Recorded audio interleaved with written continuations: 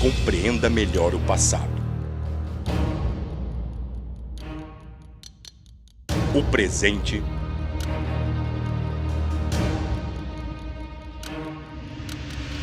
e os acontecimentos revelados por Deus sobre o futuro da humanidade.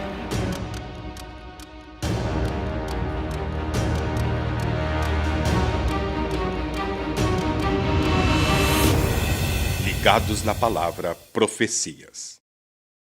Bem-vindos ao Ligados na Palavra desta semana.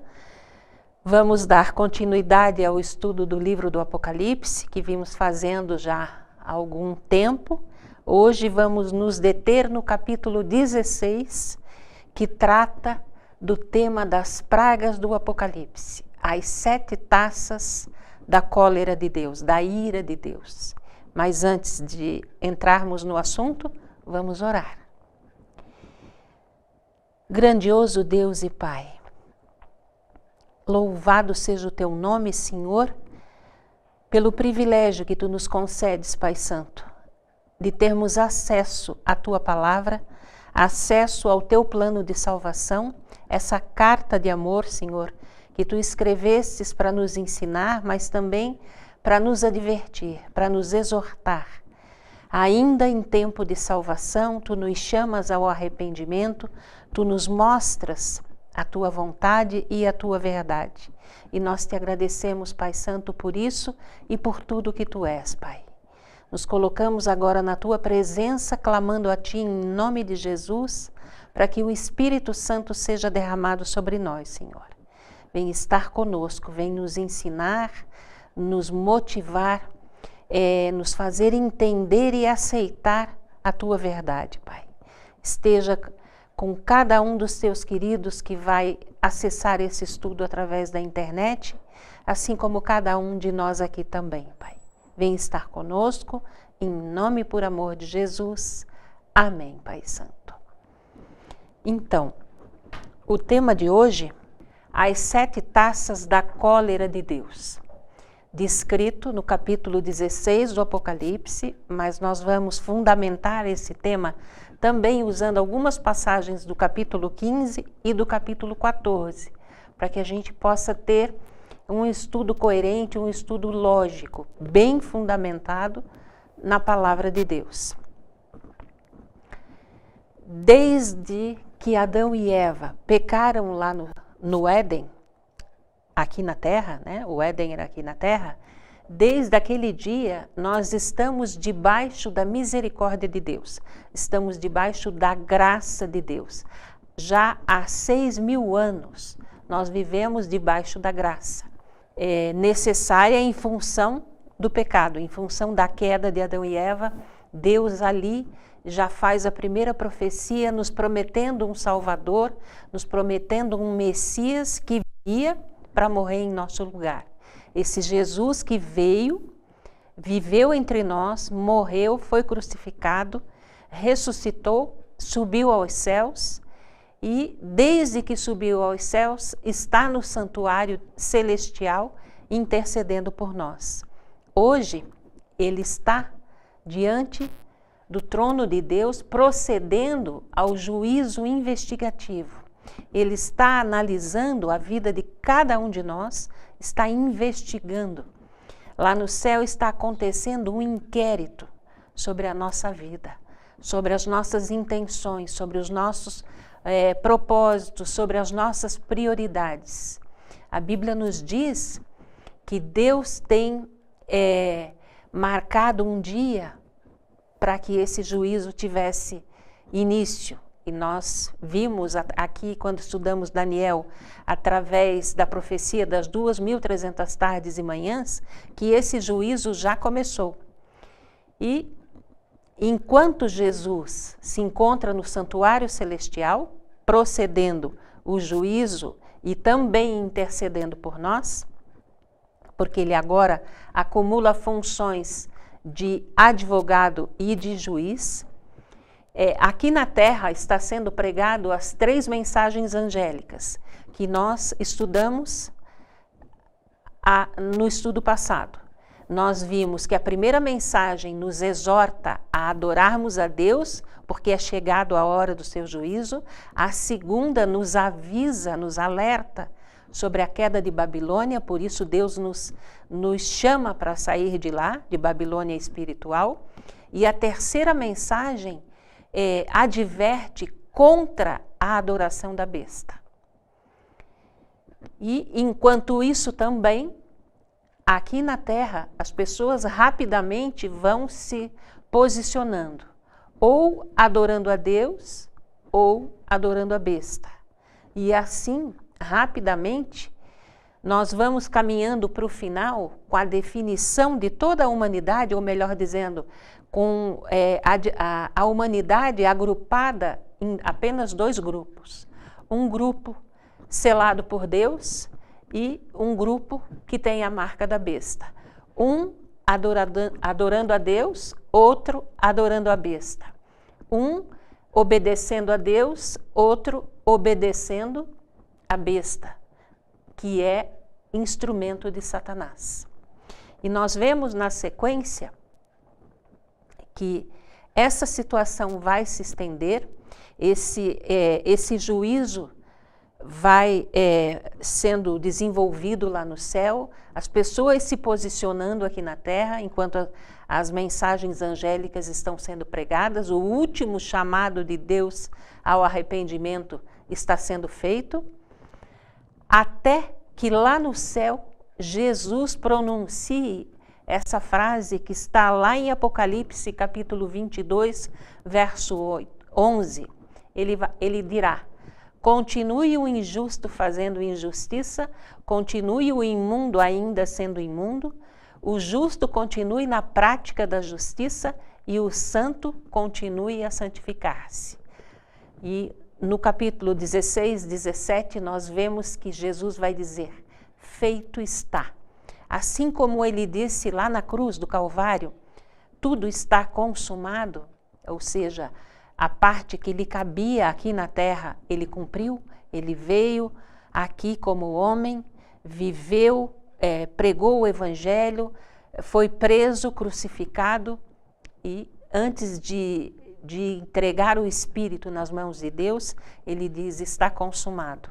Agora ele vai dizer mais uma vez, só que no santuário celestial, ele vai dizer: feito está. Ou seja, aqueles que são dele já se voltaram para ele e os que não são jamais se voltarão. Rejeitaram todas as oportunidades concedidas por Deus para arrependimento e salvação. E daqui, a partir do momento que Jesus disser essa frase lá no santuário celestial, o salvo não se perde mais e o perdido também não se salva mais. E nós vemos dessa maneira, que eu gostaria de que focalizasse bem aqui essa tela, porque nós estamos vivendo, desde 22 de outubro de 1844, nós estamos vivendo o chamado tempo do fim. Essa data de 1844 é a última data provável para a abertura do tempo do fim. Nós temos antes dela, temos a data de 1755, terremoto de Lisboa, já estudamos aqui, nos 7 selos, debaixo do 6º selo nós vimos esses acontecimentos, 1780, escurecimento do Sol e da Lua, 1833, queda de estrelas e 1844, o início do juízo investigativo lá no céu. Esse juízo vai se estender até o momento em que Jesus disser lá no céu: está feito, está concluído o juízo. Por isso, hoje, até esse dia, nós estamos vivendo em tempo ainda de salvação. Ainda estamos vivendo em tempo de reconsiderarmos a nossa vida e nos entregarmos nas mãos desse Deus, que nos ama até a morte, e de pedirmos perdão, de nos reconciliarmos com Ele. Hoje é o tempo da salvação. Muitos por aí pregam outras doutrinas, colocando ainda oportunidades de salvação após esse tempo aqui, e isso é um perigo. As pessoas que ensinam doutrinas como essa estão levando pessoas à perdição, porque estão levando pessoas a procrastinar a sua entrega, a sua reconciliação com Deus, para um tempo onde não vai mais existir essa oportunidade. Deus tem nos dado oportunidade desde o dia que nós fomos gerados, até quando Ele disser lá no céu, feito está, ou está feito. Nesse momento, o que acontece? O Espírito Santo é retirado da terra, porque ele não tem mais com quem trabalhar. Aqueles que são de Deus já se voltaram para Deus, os que não são nunca mais se voltarão, porque não querem se arrepender. E isso só vai acontecer aqui na terra, porque quando Jesus termina o juízo lá no céu, ele se retira do santuário. Então nós vamos ficar sem intercessor no santuário celestial e sem consolador, que é o Espírito Santo, trabalhando na nossa mente e no nosso coração, nos convencendo do pecado, da justiça e do juízo. Por que que esse tempo vai acabar? Assim como acabou o tempo para aqueles que morreram no dilúvio, porque Deus entendeu, Deus conhece o nosso coração, Deus ele é presciente, ele sabia que aqueles lá jamais se arrependeriam. Eles tinham afundado tão feio no pecado que jamais se arrependeriam. E a mesma coisa vai acontecer agora. Nós estamos na iminência desse acontecimento. Então, quando Jesus sai do santuário e o Espírito Santo é retirado da terra, fecha-se a porta da graça. E aí começam a cair sobre a terra as 7 pragas do Apocalipse. É aquilo que nós lemos lá em Daniel 12, verso 1. Nesse tempo, diz esse texto, se levantará Miguel. Miguel vai se levantar, Jesus vai se levantar para defender o seu povo, para resgatar o seu povo. E haverá tempo de angústia tal qual nunca houve sobre a face da terra, desde que existe nação. Esse é o tempo descrito por Daniel 12, 1. Após o fechamento da porta da graça, ou seja, termina o tempo de misericórdia, caem as pragas sobre a terra. Nós temos aqui o tempo de angústia de Jacó, decreto de morte, uma perseguição religiosa muito intensa, por isso é chamado de tempo de angústia de Jacó, até a segunda vinda de Jesus, quando então, naquele dia, nós teremos o resgate dos salvos. Veja que a salvação, o tempo de salvação, se encerra antes da vinda de Jesus. Se encerra antes da queda das 7 pragas. E nós só vamos saber que isso aconteceu quando começarem a cair as pragas sobre a terra.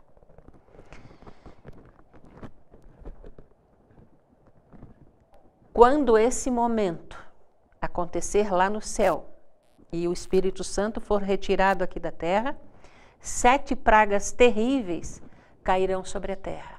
7 pragas que expressam a ira de Deus, a cólera de Deus, sem mistura de misericórdia. Então são pragas devastadoras que cairão sobre a terra. O capítulo 15, verso 8 do Apocalipse nos diz o seguinte, que o santuário se enche de fumaça, procedente da glória de Deus e do seu poder, e ninguém podia penetrar no santuário enquanto não se cumprissem os 7 flagelos dos 7 anjos. Ou seja, hoje Jesus está intercedendo a nosso favor como nosso advogado, mas também está nos julgando a todos aqueles que têm um nome no livro da vida do Cordeiro. Está exercendo sua função de juiz. quando for concluída essa primeira fase do juízo, ele se retira do santuário e o santuário se enche de fumaça.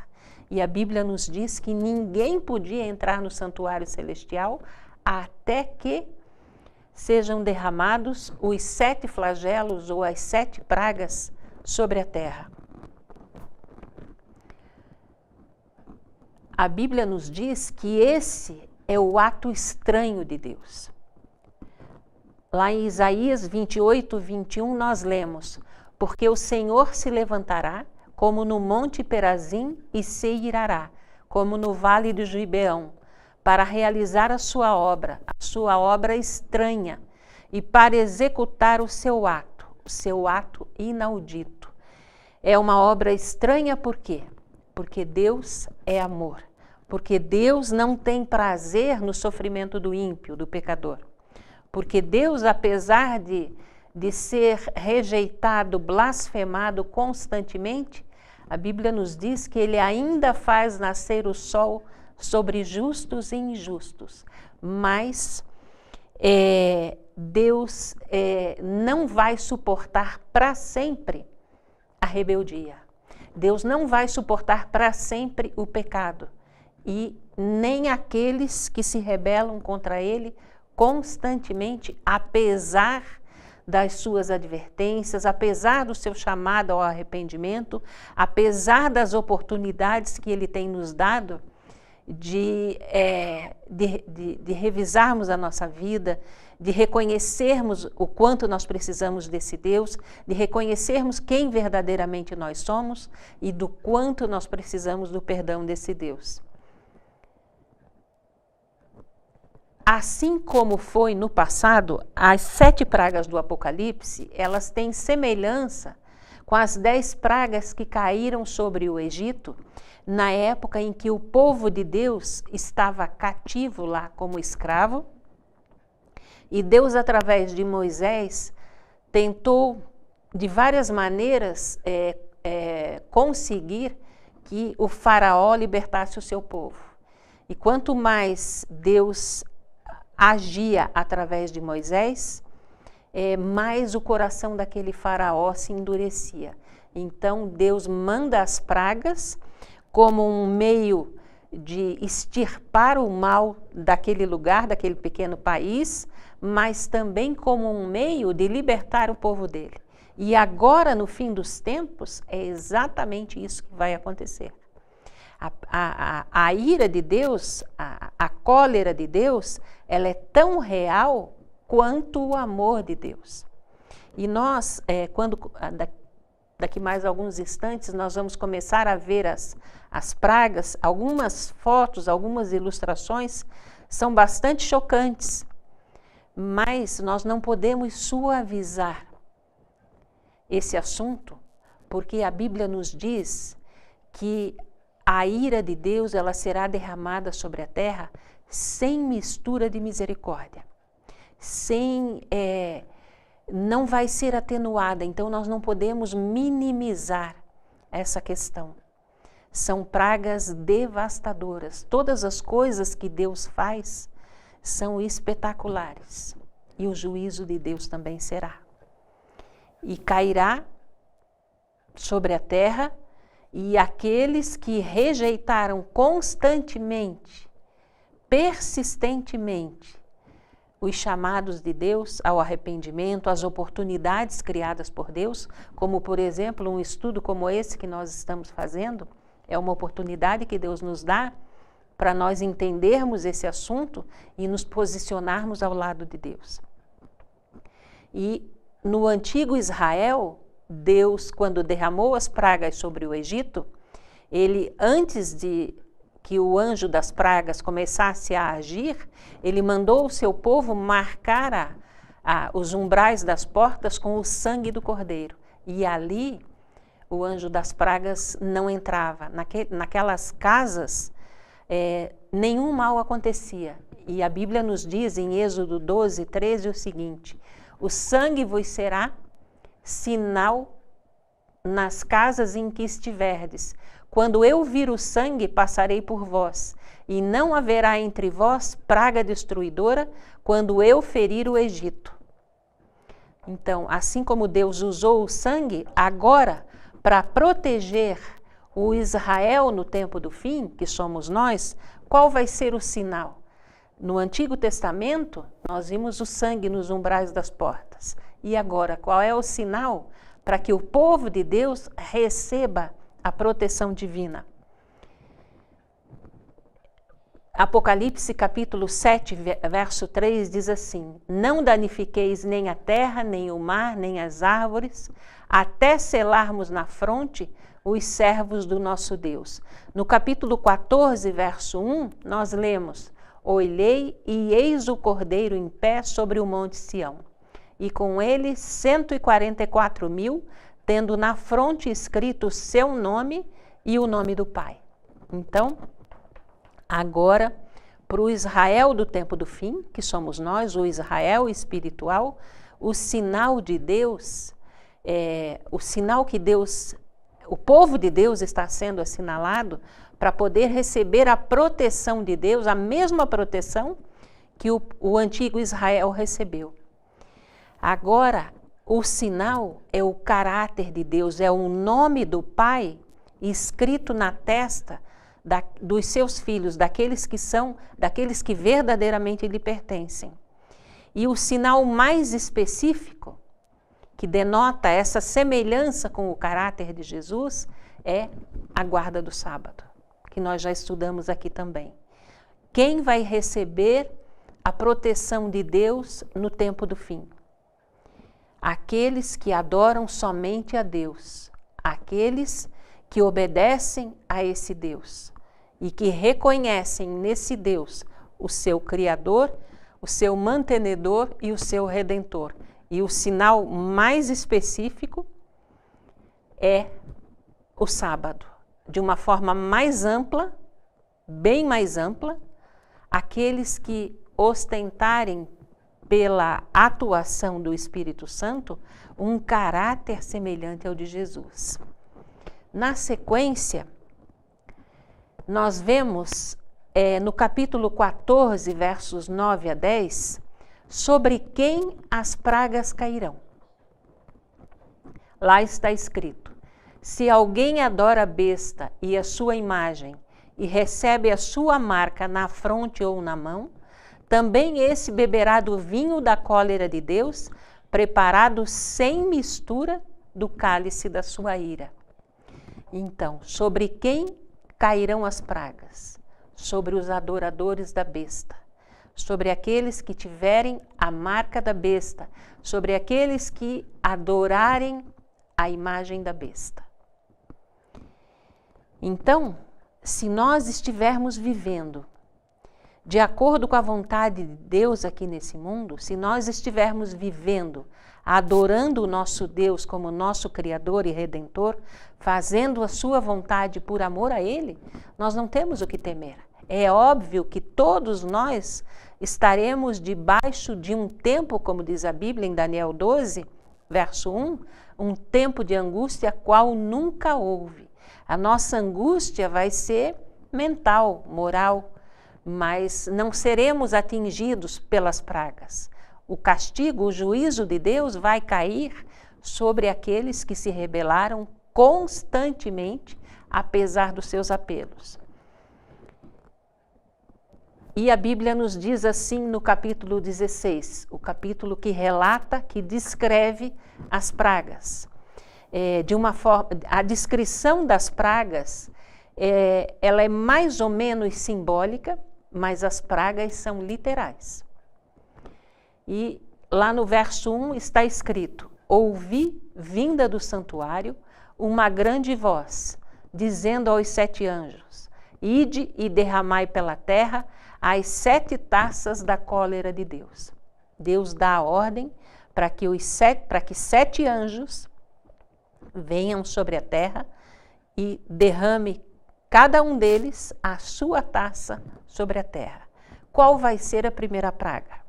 Veja, como algumas imagens são bastante chocantes, porque a descrição das pragas é bastante forte também. Então, nós vemos assim, no verso 2 do capítulo 16, a descrição da primeira praga. Saiu, pois, o primeiro anjo e derramou a sua taça pela terra, e aos homens portadores da marca da besta e adoradores da sua imagem, sobrevieram úlceras malignas e perniciosas. Então, o primeiro anjo, ele derrama a sua taça pela terra. E essa taça da cólera de Deus, da ira de Deus, sem mistura de misericórdia, por isso um efeito tão devastador, vai provocar úlceras malignas, feridas, sobre os homens portadores da marca da besta e adoradores da sua imagem. A primeira praga atinge diretamente os adoradores da besta, os adoradores de Satanás, aqueles que seguem a tradição religiosa ao invés da palavra de Deus, ao invés de estarem fundamentados na palavra de Deus. Aliás, essa fundamentação na palavra de Deus denominada aí pelos grandes intelectuais e por grandes líderes religiosos de muita projeção mundial, eles ultimamente têm criticado muito os fundamentalistas. Quem são os fundamentalistas? São aqueles que seguem a palavra de Deus, que observam o assim diz o Senhor e têm a Bíblia como única regra de fé, como base para a sua vida, aqui nesse mundo ainda. Então, a primeira praga cai sobre os adoradores da besta, mas para cada uma das pragas, nós colocamos aqui uma promessa. Qual é a promessa de Deus para os seus adoradores, para os seus filhos verdadeiros? Veja o que a Bíblia nos diz, no Salmo 91, verso 3. Pois ele te livrará do laço do passarinheiro e da peste perniciosa. Aquele que vive com Deus, aquele que, por amor a Ele, faz a sua vontade, que fez de Deus o centro da sua vida, o primeiro e o último, a prioridade absoluta da sua vida, esse não tem o que temer. Vamos agora para a segunda praga. No verso 3 do capítulo 16, a Bíblia diz assim: derramou o segundo anjo a sua taça no mar, e este se tornou em sangue como de morto, e morreu todo ser vivente que havia no mar. A segunda praga cai sobre o mar, e o mar se torna em sangue, e todo ser vivente que havia no mar morre também. Imagine a catástrofe. Obviamente que pela devastação dessas pragas, nós imaginamos que elas não serão mundiais, universais, elas cairão em locais isolados, em locais diferentes, porque se elas fossem universais, não haveria pessoas vivas sobre a face da terra. E a Bíblia nos mostra os ímpios recebendo o juízo de Deus por ocasião da segunda vinda de Jesus. A Bíblia nos mostra os salvos vivos sendo transformados e os perdidos vivos sendo fulminados pela presença de Deus no dia da volta de Jesus. Então, em função disso, nós acreditamos que as pragas não serão mundiais. Elas cairão uma aqui, outra ali, mas de forma isolada.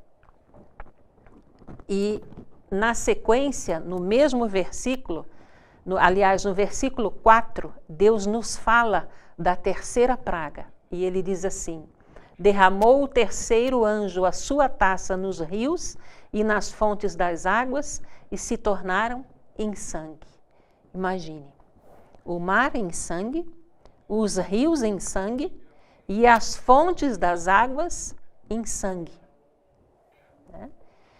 Sendo que a primeira praga caiu sobre os adoradores da besta. Eles estão com feridas, com úlceras malignas e perniciosas. Agora não tem água para beber. A quarta praga, ainda continuando na terceira praga, nos versos 5 a 7, Deus nos diz assim: porque o mar foi transformado em sangue e os rios e as fontes das águas foram transformadas em sangue. Ele diz: então ouvi o anjo das águas dizendo: tu és justo, tu que eras o santo, pois julgaste estas coisas, porquanto derramaram o sangue de santos e de profetas, também sangue lhes tens dado a beber. Certamente, ó Senhor Deus Todo-Poderoso, verdadeiros e justos são os teus juízos. Aqui Deus nos diz por que os adoradores da besta, por que aqueles que têm a marca da besta, por que aqueles que optaram, escolheram adorar a besta, que é instrumento de Satanás, estão agora sofrendo úlceras malignas e sem água para tomar.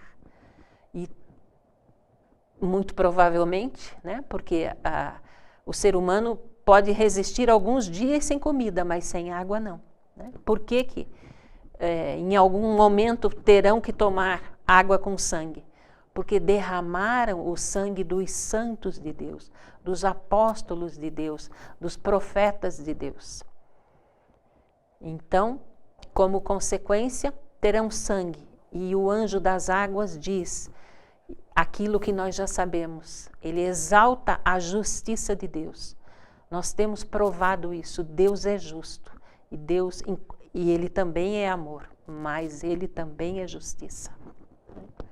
Então, na sequência, Ele nos fala da promessa. Veja que maravilha que Deus promete para nós em Isaías 33:16. Ele está falando dos seus adoradores. Este habitará nas alturas. O seu pão lhe será dado. As suas águas serão certas. Em Isaías 41:17 ele diz assim: os aflitos e necessitados buscam água e não as há, e a sua língua se seca de sede. Mas eu, o Senhor, os ouvirei. Eu, o Deus de Israel, não os desampararei. Então, para aquele que é fiel a Deus, para os adoradores de Deus, aqueles que obedecem à sua vontade, por amor a Ele, para esses, as suas águas, o seu pão e a sua água serão certos. Porque Deus vai providenciar. Nós seremos servidos pelos anjos de Deus nesse tempo de perseguição religiosa, de tempo de angústia, em que as pragas estarão caindo. Na sequência, no capítulo 16, versos 8 a 9, a Bíblia nos fala da quarta praga. E lá está escrito: o quarto anjo derramou a sua taça sobre o sol e foi-lhe dado queimar os homens com fogo. Com efeito, os homens se queimaram e blasfemaram o nome de Deus e nem se arrependeram. Imagine só.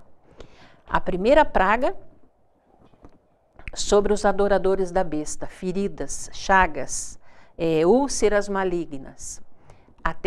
A segunda praga caindo sobre o mar e transformando o mar em sangue, morrendo todos os seres marinhos. E a terceira praga caindo sobre os rios e as fontes das águas. Ou seja, os ímpios, os adoradores da besta, não terão água para tomar, ainda numa situação descrita aqui pela quarta praga, quando o sol, o aquecimento global vai atingir um nível tal que vai queimar, vai tostar a pele dos adoradores da besta. Né? E aqui a Bíblia diz que eles blasfemaram do nome de Deus e nem se arrependeram. Exatamente porque nem diante de uma situação como essa se arrependeriam, é que Deus encerrou o tempo de graça, o tempo de misericórdia, o tempo de arrependimento, a oportunidade de salvação. Acabou. Agora, aquele que está salvo está salvo para sempre, protegido por Deus, pelos anjos de Deus, e o que está perdido, perdido para sempre, sofrendo os horrores das 7 pragas. Além das feridas, além de não ter água para beber, ainda o sol queimando, insolação, aquecimento global, queimando o sol, um calor tão intenso que vai queimar a pele das pessoas. Realmente uma situação devastadora, uma situação de tragédia, de catástrofe, e como nós estaremos sem Consolador, sem aquele que nos conforta, nos consola, sem aquele que nos dá esperança, vai parecer que não existe mais saída, especialmente para esses que estão sendo atingidos pelas pragas. O desespero vai ser tremendo. Mas a promessa para o salvo qual é? O Senhor é quem te guarda, o Senhor é a tua sombra, a tua direita. De dia não te molestará o sol, nem de noite a lua. Isso está escrito no Salmo 121, versos 5 a 6, e Salmo 91, verso 1, também fala da proteção de Deus para os seus queridos, para aqueles que fizeram o caminho de volta para Deus, se reconciliaram com Ele. Na sequência, nós vemos a 5ª praga. A 5ª praga, ela é local. Veja sobre quem vai cair a 5ª praga. Isso nós temos descrito no capítulo 16, versos 10 a 11. Lá está escrito: derramou o 5º anjo a sua taça sobre o trono da besta, cujo reino se tornou em trevas, e os homens remordiam a língua por causa da dor que sentiam, e blasfemaram o Deus do céu por causa das angústias e das úlceras que sofriam, e não se arrependeram das suas obras. Veja, essa tem um endereço certo. A 5ª praga cai sobre o trono da besta. Cai sobre aqueles que dão preferência à tradição, que adoram santos, que adoram o homem no lugar de Deus, e apesar dos insistentes chamados de Deus, não se arrependeram. E aqui, além de estarem passando por essa situação de trevas, uma praga semelhante à que caiu sobre o Egito, densas trevas, essa 5ª praga, ela abre caminho já para a 6ª praga. Nós já vamos entender melhor essa questão. Porque se toda a terra hoje se maravilha com a besta, e no capítulo 13 nos dito assim: quem pode se comparar com a besta? Né? Quem é melhor do que ela ou é maior do que ela? Toda a terra está maravilhada com a besta. E nós temos visto isso, a mídia tem nos mostrado. O alcance mundial, a projeção mundial do papado. E agora, nesse momento, densas trevas sobre o Vaticano. Isso vai despertar a curiosidade da humanidade. Se é um homem tão santo, né? Se é o representante de Cristo aqui na Terra, por que está passando por uma situação como essa? E ainda nos dito nesse texto que, além da escuridão, ainda estão sofrendo com as úlceras malignas, com as feridas. Isso nos faz entender, concluir, que essas pragas elas seriam simultâneas. Enquanto num determinado lugar está caindo uma praga, num outro lugar cai uma outra praga, né? Elas vão estar caindo pelo mundo inteiro, mas não serão universais, porque senão não restaria ninguém vivo para a volta de Jesus. E aqui a Bíblia enfatiza mais uma vez que não se arrependeram das suas obras e por isso estão nessa situação, né?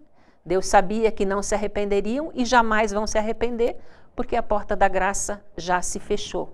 Mas para os fiéis de Deus, para os seus filhos, aqueles que amam e priorizam a sua vontade e a sua verdade, veja a promessa.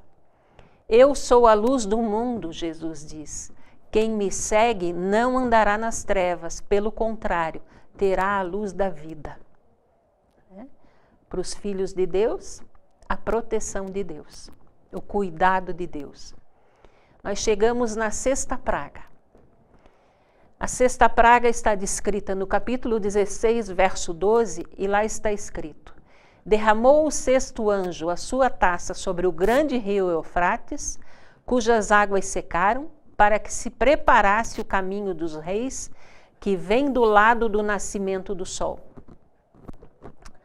O grande rio Eufrates, que cortava o jardim do Éden. Está lá em Gênesis, quando descreve a posição geográfica do jardim do Éden, lá está dito que 4 rios cortavam o jardim do Éden. Um deles era o Eufrates, o Tigre, que ainda existe, e outros 2 não se encontra mais, o Gion e o Pison. Mas esse rio Eufrates, ele se estende ainda por uma extensão de 3.500 quilômetros. Ele corta a Síria, o Iraque, e no tempo de Babilônia geográfica, a Babilônia de Nabucodonosor, o Eufrates era a segurança daquele império. Além de alimentar, era o meio de navegação, o meio de comunicação. Nas cheias do Eufrates, ele servia também, ele aumentava a segurança de Babilônia. Só que aqui a praga é descrita como sendo o secamento do Eufrates, para abrir caminho para os reis que vêm do lado do nascimento do sol. Então veja, nós comentamos na quinta praga que a escuridão sobre o Vaticano vai despertar estranheza na população mundial. Essa população que hoje se rende diante da besta, que se maravilha com a besta. O secamento do Eufrates, como aconteceu com a Babilônia literal, Ciro, o imperador persa, que entrou em Babilônia, ele entrou porque ele secou o Eufrates. Ele desviou o curso do rio e assim todo o exército dele pôde entrar em Babilônia. Numa noite só, eles conquistaram o Império Babilônico e passa a dominar o mundo, então, a partir daquela noite, o Império Medo-Persa. Da mesma forma que Ciro secou o Eufrates para poder destruir Babilônia, esse secamento do Eufrates agora, veja, águas em profecia, no capítulo 17, verso 15, nós vemos que águas são povos, nações. Então, muito provavelmente, esse secamento vai ser a retirada do apoio mundial que a besta recebe hoje em dia. A partir do momento que foi ferida de morte, lá em 1798, e em 1929, essa ferida mortal começou a ser curada, porque começou a ter projeção mundial outra vez, com a devolução das suas terras, os papas começaram a ser eleitos, a recuperar o seu poder temporal. Então, esse poder, esse apoio mundial vai ser retirado da Babilônia espiritual. E isso preparando o caminho para os reis que vêm do lado do nascimento do sol. Quem é que vem do lado do nascimento do sol? Jesus vem do Oriente, diz a Bíblia. E é do lado do Oriente que o sol nasce. E no verso 15 do capítulo 16, Jesus reforça dizendo: eis que venho como vem o ladrão, ou seja, sem ninguém esperar. Vem de surpresa. Então, essa sexta praga, o secamento do Eufrates, é a retirada do apoio da população mundial para a Igreja de Roma, para o papado, para que assim se abra o caminho para os reis que vêm do Oriente. Aqui vão começar os questionamentos. Vocês nos enganaram, vocês nos levaram a acreditar na tradição no lugar da Bíblia. Vocês criticaram aqueles que se fundamentavam na Bíblia, denominando de fundamentalistas como com desprezo aqueles que orientam a sua vida pela palavra de Deus. Aqui vai começar o questionamento. Vocês nos enganaram. Vocês colocaram homens no lugar de Deus. Vocês colocaram as obras no lugar do sacrifício de Jesus. E agora nós estamos perdidos. E agora não há mais arrependimento. Aqui vai começar o conflito, que prepara também para a sétima praga. E para o desenvolvimento, para o desenrolar da sexta praga, porque a sexta praga, ela se desdobra em duas. Ela fala do secamento do Eufrates, como ela fala também do seguinte, que está no capítulo 16, versos 13 a 14. Então, vi sair da boca do dragão, da boca da besta e da boca do falso profeta 3 espíritos imundos, semelhantes a rãs, porque eles são espíritos de demônios, operadores de sinais, e se dirigem aos reis do mundo inteiro com o fim de ajuntá-los para a peleja do grande dia do Deus Todo-Poderoso. Um texto tremendo. Veja, focando ainda aqui nessa tela, o que João vê sair?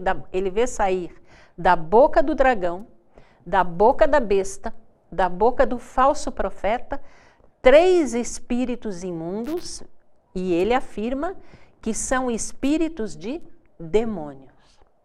Esses espíritos de demônios que saem da boca desses 3 poderes, eles vão pelo mundo inteiro arregimentar a população mundial para a peleja do grande dia do Deus Todo-Poderoso. Espíritos de demônios que vão em busca ainda, apesar do apoio à besta estar sendo retirado, Satanás, numa última tentativa, ele vai sair usando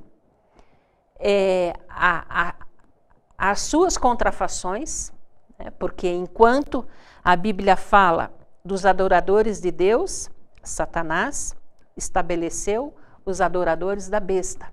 O selo de Deus, ele estabeleceu a marca da besta. As 3 mensagens angélicas de Deus, Satanás usa 3 espíritos imundos. Deus, a trindade divina, Satanás agora com a trindade falsa e satânica, demoníaca, para enganar ainda, para tentar arregimentar pessoas para irem contra Deus, contra o povo de Deus. E aqui João fala também que esses 3 espíritos imundos são semelhantes a rãs. Veja só, a rã, ela aprisiona as suas presas com a língua, ela captura com a língua. A rã, ela hiberna no inverno, mas na primavera ela vem com toda a força. Esses 3 espíritos imundos, alguns deles ainda estão hibernando, né? Nós vamos ver com mais detalhes no capítulo 17, na próxima semana, quem são exatamente esses 3 poderes. Através do capítulo 17 nós vamos poder compreender melhor. Quem é o dragão? O dragão, o Apocalipse 12 já nos disse, é Satanás. Quem é o representante de Satanás aqui na terra? Quem é o falso profeta? E quem é a besta? Nós vamos ver em detalhes isso na semana que vem. Uma contrafação de Satanás da Trindade Divina, Deus Pai, Deus Filho, Deus Espírito Santo. Satanás criou essa contrafação terrível para enganar, para tentar continuar enganando o povo de Deus. E ainda debaixo da sexta praga, nós temos no verso 16 o seguinte, que esses três espíritos imundos que saíram da boca do dragão, da boca do falso profeta e da boca da besta, se ajuntaram no lugar que em hebraico se chama Armagedon. A única vez que nós vemos esse termo na Bíblia é no capítulo 16, verso 16 do Apocalipse. A palavra Armagedon, muito provavelmente, ela vem, a Bíblia nos fala do Vale de Megido, ou das águas de Megido.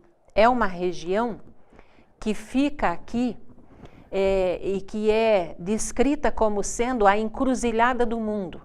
É uma planície e que foi palco de muitas guerras, da maioria das guerras de Israel contra as nações inimigas e vice-versa. É o território onde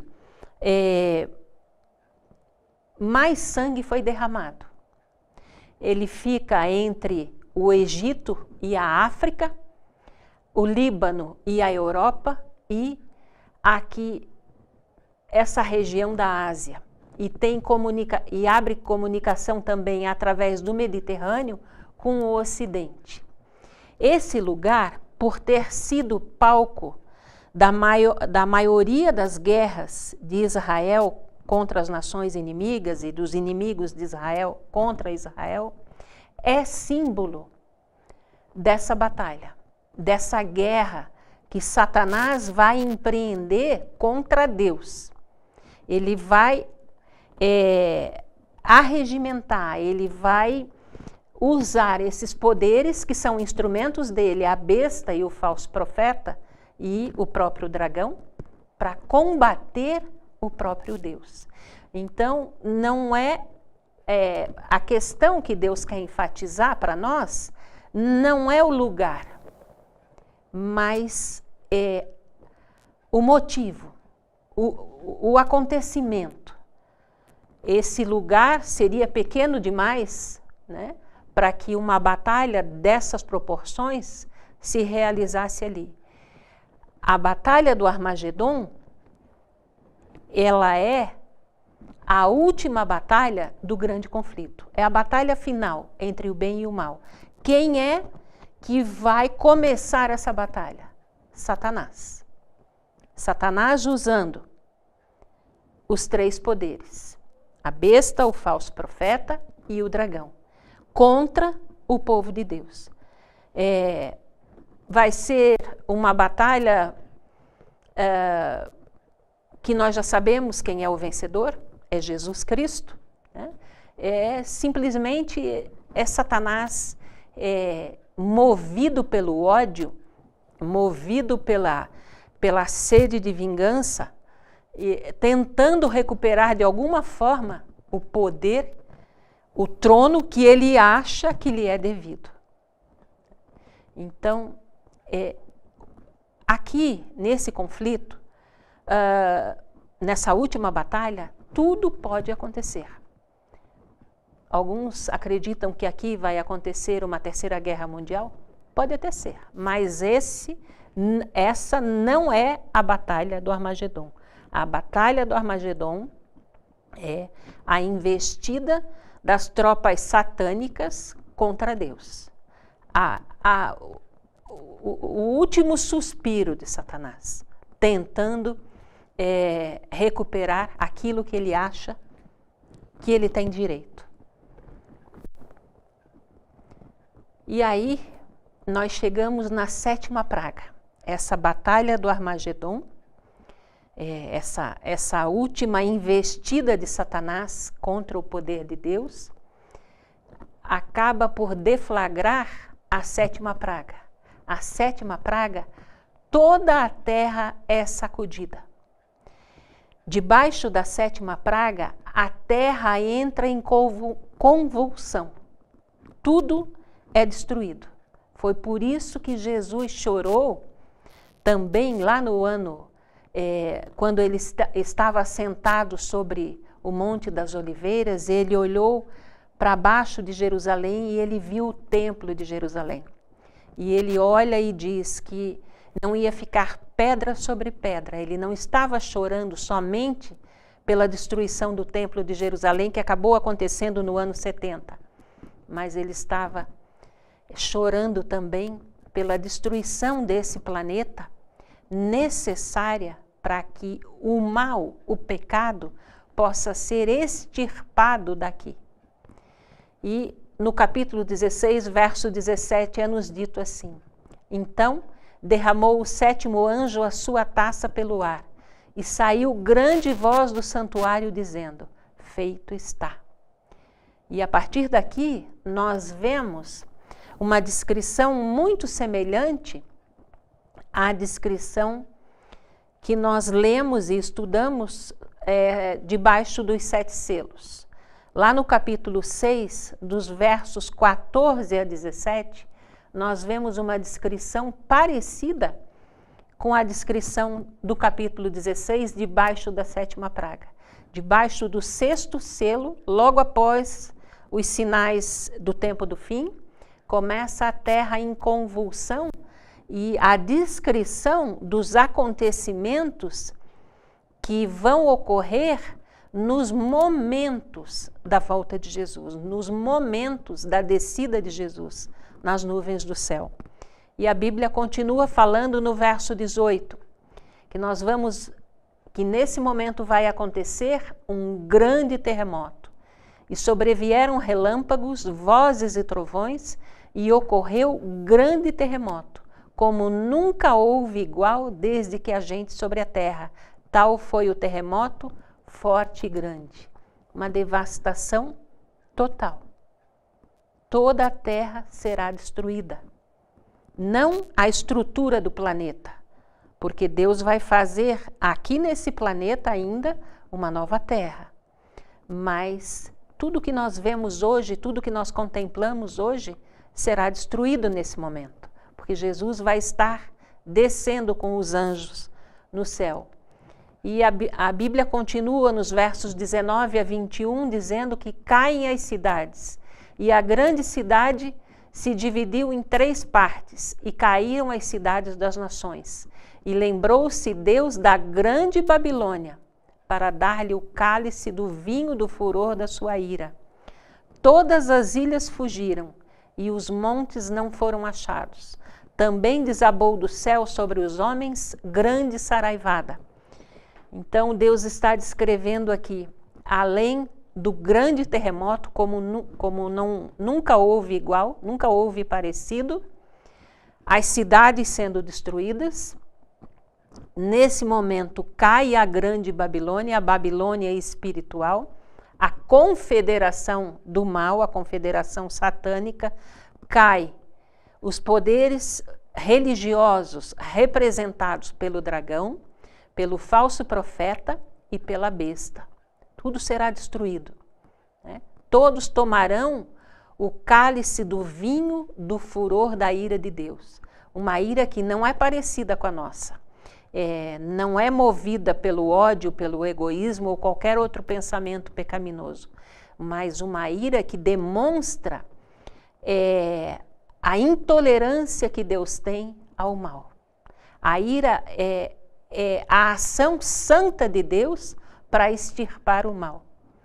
E aqui o texto nos diz que todas as ilhas fugiram e os montes também não foram achados.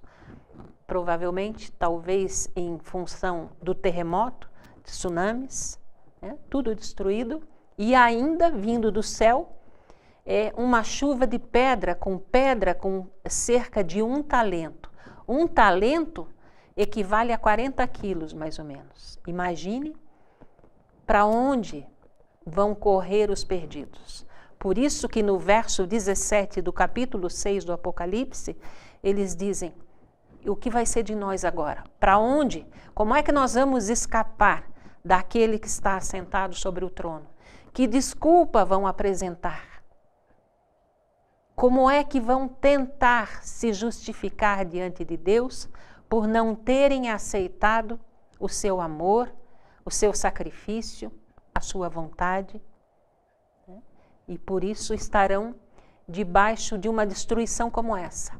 Jesus descreve muito bem, dizendo que não ficaria pedra sobre pedra. E é o que vai acontecer nos momentos da volta de Jesus. E em Jeremias 50, 25, falando sobre essas pedras, essa chuva de pedras, Deus nos diz assim: o Senhor abriu o seu arsenal e tirou dele as armas da sua indignação, porque o Senhor tem obra a realizar na terra dos caldeus. A terra dos caldeus era a primitiva Babilônia. Antes de surgir o Império Babilônico, era Ur da Caldeia. Né? Então, a terra dos caldeus é a terra dos pecadores, dos ímpios, daqueles que se rebelaram contra Deus. E em Jó 38, 22 a 23, Deus diz: acaso entraste nos depósitos da neve e viste os tesouros da saraiva que eu retenho até ao tempo de angústia, até ao dia da peleja e da guerra? Deus já perguntou para Jó: você viu o que eu tenho armazenado? Você viu o meu arsenal? Quer dizer, tudo já está preparado. Quando nós estudamos os sinais da volta de Jesus, nós vemos que todo o pano de fundo, todo o cenário mundial para que Jesus volte já está preparado. Nós estamos vivendo os últimos momentos da história da Terra. Veja o que Deus nos diz na sequência, em Provérbios 1, 23 a 33. Olha a advertência, olha o chamado ao arrependimento. Olha o que ele diz: atentai para a minha repreensão, eis que derramarei copiosamente para vós outros o meu espírito, e vos farei saber as minhas palavras. Mas, porque clamei, e vós recusastes, rejeitastes todo o meu conselho, e não quisestes a minha repreensão, então me invocarão, mas eu não responderei. Procurar-me-ão, porém não me hão de achar. Mas o que me der ouvidos habitará seguro e sem temor do mal. Veja uma coisa. Aqui Deus está nos dizendo que Ele nos deu e está nos dando todas as oportunidades. Esse Deus maravilhoso, Ele tem vivido em função do nosso bem-estar e da nossa salvação. Lá em João, 3 João, no verso 2, ele diz: amado, acima de qualquer outra coisa, eu desejo que você viva bem. É para isso que Deus tem vivido, para nossa felicidade e para nossa salvação. Por isso ele diz aqui: eu te dei, eu mostrei, eu te ensinei, eu te corrigi, eu te adverti, eu derramei copiosamente sobre você o Espírito Santo, para te ensinar, para te advertir, para te mostrar a minha verdade, para que você possa separar a verdade do erro, para que você possa separar o evangelho eterno, aquele que Deus prega, do outro evangelho, que são as mentiras de Satanás, a tradição da Igreja de Roma, a tradição de muitas igrejas ditas protestantes que não seguem a palavra de Deus, mas seguem os ensinamentos da Igreja de Roma. Ele diz: eu derramei copiosamente, insistentemente, o meu espírito sobre você, eu mostrei para você, eu criei oportunidades de salvação, de arrependimento, e você não quis, você não aceitou. Então, como você rejeitou, você vai me invocar no final dos tempos, nesse tempo, e eu não vou responder mais, porque acabou. Você vai me procurar e não vai me encontrar. Mas O que me der ouvidos habitará seguro e sem temor do mal. Esse sempre foi o ensinamento que Deus repete para nós várias vezes. Quando estudamos as 7 igrejas, nós vimos Deus nos dizendo: quem tem ouvidos, ouça o que o Espírito diz às igrejas. Quem tem ouvidos, preste atenção no que o Espírito Santo está falando. E Ele tem falado ao nosso coração. Ele tem mostrado. Ele tem nos ensinado. O céu inteiro tem trabalhado pela nossa salvação. Legiões de anjos estão à nossa disposição para nos protegerem contra as investidas de Satanás. Sabemos que 1/3 dos anjos vieram para a terra e hoje são os demônios de Satanás, mas 2/3 dos anjos de Deus continuam a serviço dele.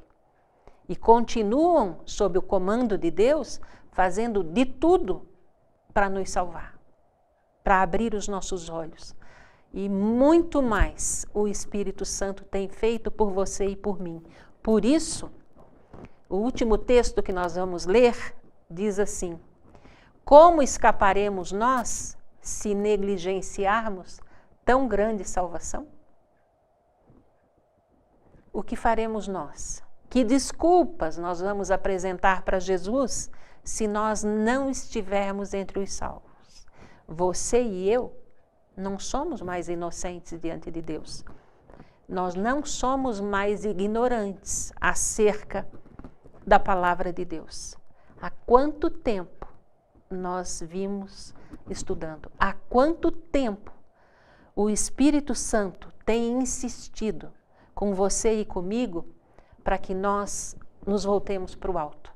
Nós busquemos em primeiro lugar as coisas de Deus, as coisas do reino de Deus. Se nós rejeitarmos o sacrifício que foi feito por nós lá na cruz do Calvário, que desculpa nós vamos apresentar diante de Deus? Que desculpa nós vamos apresentar para Deus se nós negligenciarmos esse presente, essa pérola de grande preço, que é o sacrifício de Jesus? Que Deus tenha misericórdia. Que Deus, que nos momentos finais da história da Terra, que através de estudos como esse, que o Espírito Santo tem falado ao seu coração, você possa olhar para o alto, você possa buscar em Deus a reconciliação com Ele e fazer o caminho de volta para Ele. Ainda está em tempo. A porta da salvação ainda está aberta. Mas eu quero deixar para que você pense e ore sobre esse texto de Hebreus 2:3. Como escaparemos nós se negligenciarmos tão grande salvação? Que desculpa daremos para Deus? Que justificativa? Não há. Ele tem feito tudo. Ele tem derramado o seu Espírito sobre nós. Ele tem nos ensinado. Ele tem nos advertido, nos corrigido. E nos capacitado a entender, a aceitar e a viver. Vamos orar.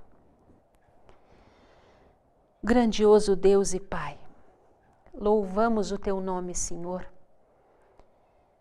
por todas as oportunidades criadas por Ti, Senhor. Milhares, bilhões de oportunidades Tu tens criado na nossa vida para chamar a nossa atenção para Ti, Senhor. Intensifica esse trabalho, Pai Santo. Derrama sobre nós copiosamente o Teu Santo Espírito, para que o sacrifício que o Teu Filho Jesus fez por nós na cruz do Calvário não seja em vão na nossa vida, Senhor. Para que quando Jesus disser lá no céu, está feito, nós possamos estar selados pelo Teu Santo Espírito, Senhor. Possamos ter em nós um caráter semelhante ao teu, Pai querido. Nos ajuda, Senhor, na nossa caminhada aqui nessa terra. Nós não queremos, Pai, somente esta vida aqui, porque se fosse para nós vivermos somente essa vida, seria melhor nós nem termos nascido, Senhor. Nós queremos a vida eterna, a vida em abundância que Tu tens para nos dar. Por isso, Senhor, não importa os meios que Tu tenhas que usar, mas salva-nos, Senhor. Sela-nos com o Teu Santo Espírito, com o selo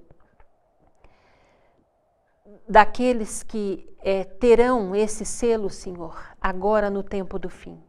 Nos ajuda, Pai, a estarmos contigo aqui nesse mundo, a vivermos, a priorizarmos as coisas do Teu reino, para podermos estar contigo na eternidade, onde a nossa felicidade será constante e crescente. Estaremos contigo pela eternidade sem fim. Estende a Tua mão poderosa sobre nós. Em nome e por amor de Jesus. Amém, Senhor. Amém. Fique na presença desse Deus maravilhoso, que você possa ser templo, santuário do Espírito Santo, para que Ele habite em você e possa completar a obra que Jesus começou lá na cruz do Calvário. Até semana que vem. Semana que vem nós vamos ver o capítulo 17 do Apocalipse. Fique com Deus, até lá.